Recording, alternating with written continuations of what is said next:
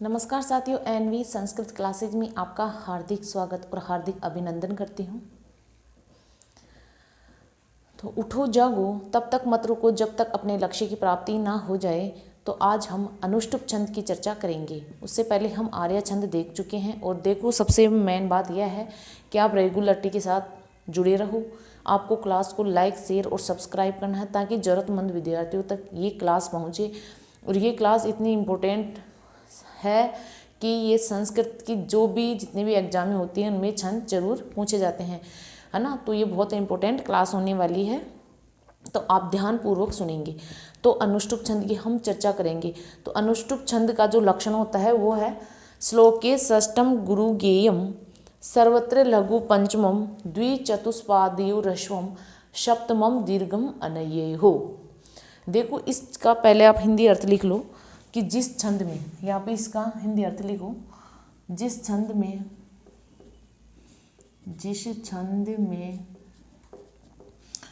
छठा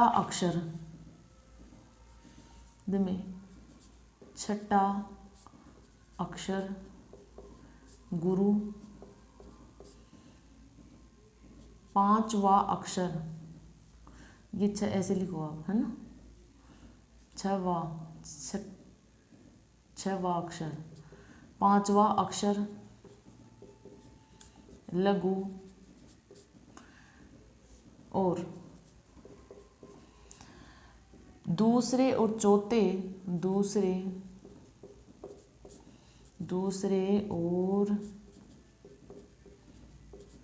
चौथे चरण में सातवां अक्षर ह्रस्व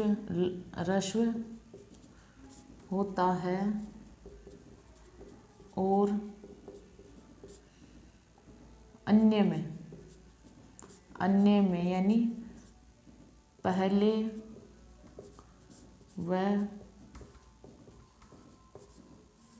तीसरे में दीर्घ होता है, उसे अनुष्टुप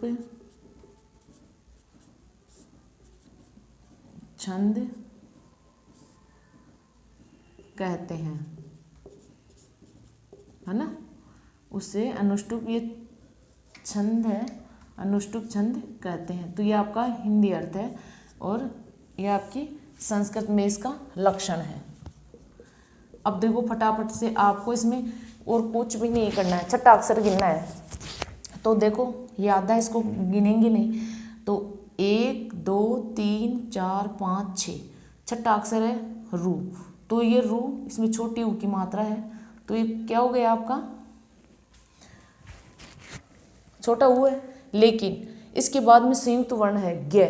तो इसमें दो वर्ण मिले हैं, ज और य, दो मिलकर ग बनता है। तो संयुक्त वर्ण है, इसके बाद में रू के बाद में संयुक्त वर्ण है, इसलिए इसको गुरु माना जाएगा। अब इसमें देखो 1 2 3 4 5 6 प है, लेकिन प के बाद में संयुक्त वर्ण है, इसलिए इसको भी गुरु माना जाएगा। अब इसमें देखो 1 2 3 4 5 6, ये मैंने आप में यो है, ये तो यो गुरु है। फिर इसमें देखो 1 2 3 4 5 6 ना, तो इसके बाद में संयुक्त वर्ण है न्य, है ना, तो मैं को गुरु माना जाएगा। अब पांचवा अक्षर देखो 1 2 3 4 5, पांचवा अक्षर ग है, इसमें छोटी ऊ की मात्रा है, तो ये लघु माना जाएगा।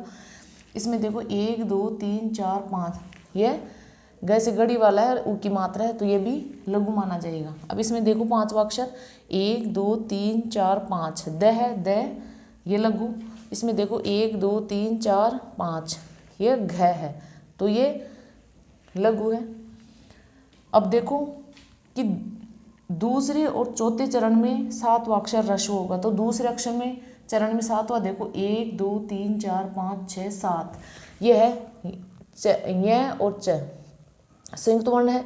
तो संयुक्त वर्ण से पहले वाला अक्षर गुरु माना जाता है, खुद संयुक्त अक्षर होता है तो उसको गुरु नहीं माना जाता है, तो च में लघु।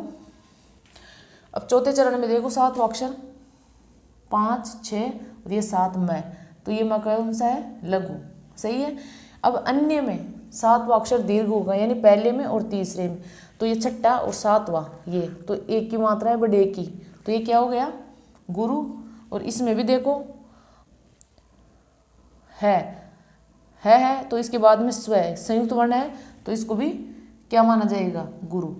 तो आपके ये बैठ गई श्लोके षष्ठम गुरु गेयम सर्वत्र लघु पंचमम द्विचतुष्पादयो ह्रस्वम सप्तमम दीर्घम अनये हो, यानी जिसकी छंद के सभी चरणों में छठा अक्षर गुरु, पांचवा अक्षर सभी चरणों में लघु, और दूसरे पहले और तीसरे में सातवां अक्षर दीर्घ होता है, और दूसरे और चौथे में सातवां अक्षर ह्रस्व, और पहले और तीसरे में सातवां अक्षर दीर्घ होता है, तो उसे अनुष्टुप छंद माना जाता है। क्लियर?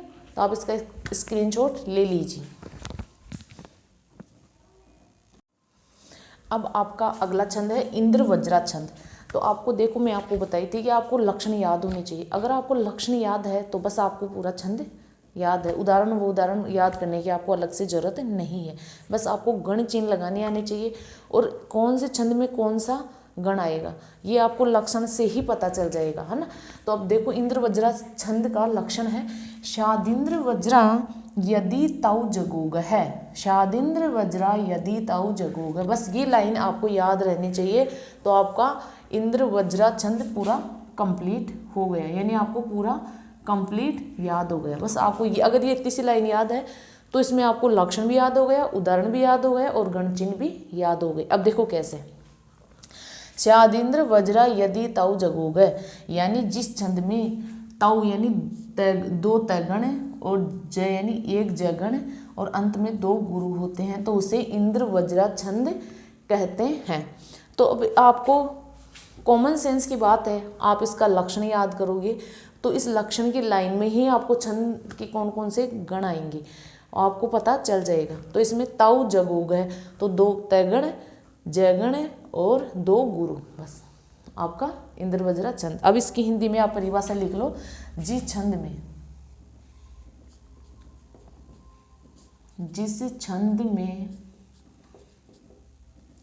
दो तगण एक जगण और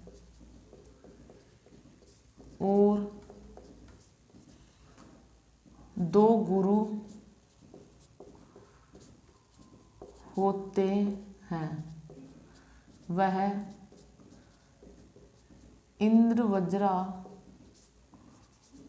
छंद कहलाता है ना। बस ये इसकी हिंदी में आप परिभाषा लिख लो, जिस छंद में दो तगण एक जगण और दो गुरु होते हैं वह इंद्र वज्रा छंद कहलाता है, और अंत में यति होती है, यानी यति इनमें बीच में तो आती नहीं है, अंत में यति होती है, और कुल 11 वर्ण होते हैं, कुल 11 वर्ण होते हैं। वर्णों की संख्या आपको याद होनी चाहिए भाई, है ना। तो एक चरण में 11 होते हैं, तो 4 चरणों में, है ना, प्रत्येक चरण में 11 वर्ण होते हैं, 11 × 44 कुल वर्ण, ऐसे देखो आप, है ना। यानी प्रत्येक चरण में 11 वर्ण होते हैं, और 11 × 4 तो 44 वर्ण होते हैं कुल, और ये दो तगण ये दो गुरु होते हैं। अब देखो 11 वर्ण गिनो पहले, तो आप आधा है इसको काउंट नहीं करेंगे, तो 1 2 3 4 5 6 7 8 9 10 11 वर्ण हो गए। क्लियर? मतलब कि आपको लक्षण ढंग से लिखना आना चाहिए, ये नहीं आप लिखने में गलती करोगे तो आपका गण चिन्ह सही नहीं बैठेगा और आपका मामला पूरा गड़बड़ हो जाएगा। अब हम गण चिन्ह लगाएंगे। अब देखो श्या, तो स तो आधा इसके ऊपर तो लगेगा नहीं, तो या है, तो ये आपका गुरु माना जाएगा। फिर है दी, तो इसके बाद में संयुक्त वर्ण है तो इसको भी गुरु माना जाएगा। फिर है द्र, तो इसको लघु माना जाएगा। फिर वह के बाद में संयुक्त वर्ण है तो इसको गुरु, जा इसको गुरु, और यह इसको लघु।